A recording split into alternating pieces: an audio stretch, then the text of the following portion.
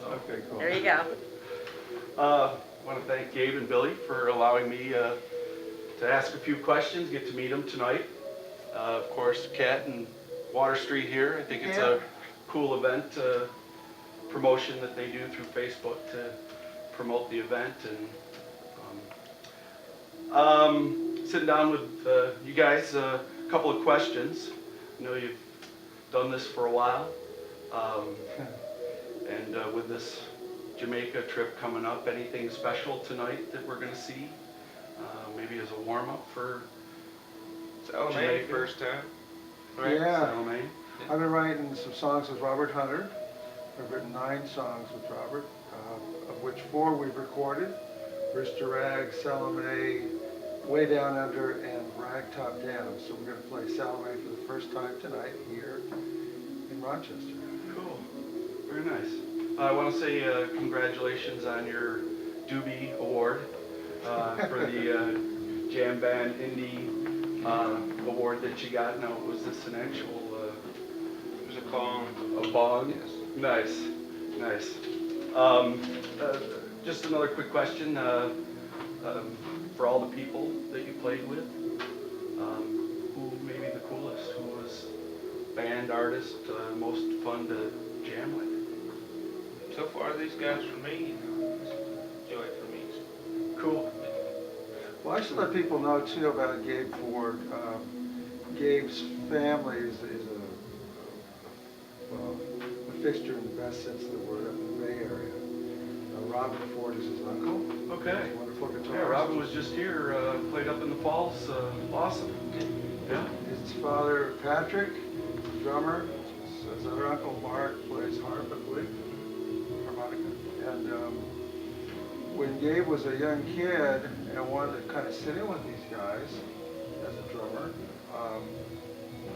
they did something that really legitimized in my mind why Gabe is as good as he is.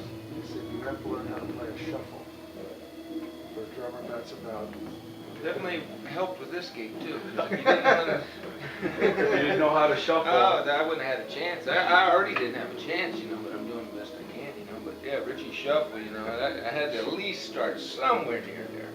Cool. A lot of guys don't know how to do it. That's why it's like, I guess, in piano, if you're classically trained, you know how to play Chopin. There's always a high water mark, and for drumming, it sounds simple, but Gabe can tell you a lot more about it than I can. The shuffle there's so many aspects to it, right? Sure. So, Much different ways to do it. How about you? well, who you played with favorites? I mean, you're recording and doing out with Robert Hunter. well, what I've been doing with Robert, I've never met him.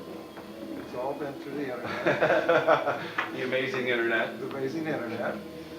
I probably looked him up on Facebook, although he has a Facebook page, but he's not associated with it other than somebody put it up for him. To see what he actually looked like, I didn't really know the guy. But we've been emailing back and forth. And out of the 40 plus years I've been doing this, I'm ashamed to say, I've never set up a microphone in my house to sing into something and go, okay, here it is. Because, Craig Fuller, Paul, and everybody, Brad, would come by my house when I lived in LA, and we'd sit there and we'd go, let's do this and that. Or in the old days, we had a rehearsal hall where Lowell would show up. We'd all show up as a band, and we'd rehearse there. So Robert didn't want to do it any other way than, like, write the song, here's the lyrics, write something to it, send it to me. So I had to learn how to set up a microphone. Nice. But 9 tunes later, I was about that close to the 10th song before I left. I said, let me just, I emailed him, I said, let me just get this right, and I'll send you another. I figure by the time I do this gig with Yorma at his Third Piece Ranch in late March, I'm going to teach a class there about songwriting. And there's going to be a Saturday night, I'm going to do a little concert with myself and friends. So by that time, I will more than likely have about 12 tunes. Cool. But to answer your question, which is a long way to do it, Phil Ash was certainly one of them that was developed. It was very, very interesting to play with. I was with Phil and friends. Yeah. And happened to include his uncle Robin. was also part of that band. Steve Kimmock, A few years ago, Yeah. probably, About 10 the years second ago. version maybe of Phil and Friends. Yeah. Yeah. Kimmock had decided not to play, or was, I don't exactly know what happened. It was sort of like he was with us and then he was like drifted off into the ether. And a wonderful player as well as a great, great guy, and very knowledgeable about all that kind of music. Robin came in and was just stellar to play with, and he'd worked on a Little Feat song with us years and years ago called Gringo. I played a little bit part in that, and I worked on an album or two with him myself. Cool. But yeah, there's Ever get Bob to Seger's jam another with kid, people? man. Yeah, that would be a good time. Yeah. Seeger, yeah. Seeger, Jimmy Buffett, they're all good. And what makes them good? I thought about this today. It boils down to not just having great players. You gotta have some good music too. Sure. I mean, anybody can sit there and play in the key of A. That's that wears thin pretty quick. But if you have good material to work with, and then take off on these jams, and have knowledgeable players that can take you to Take you on the ride. That's really what the ride is about. Yeah. This guy is one of the best I've ever worked with, which is why I wanted to do this interview tonight. Cool. In terms of one-on-one playing with people, every night we get up there in Dixie Chicken and we set off into a jam that there's not a lot of people that can follow and track what I do or that can track what he does for that matter. And we're just like birds flying like this. It's an amazing, amazing trip.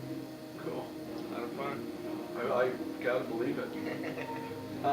Anybody else you'd like to have the opportunity to play with, perform with? Anybody on your wish list or record with or? Well, look, I mean, I'm stopping in to record with Neil Harrison around from Jamaica, which is really, really nice. There's people like, John Lennon, who I wanted to record with, never got a chance to. Steely Dan, I don't think it's going to happen. But no, I mean, this is more people that gravitate and sit in with us at this point. Norm, I've said it with us. Warren Haynes has said it was the band. There's such a collection of really, really wonderful players.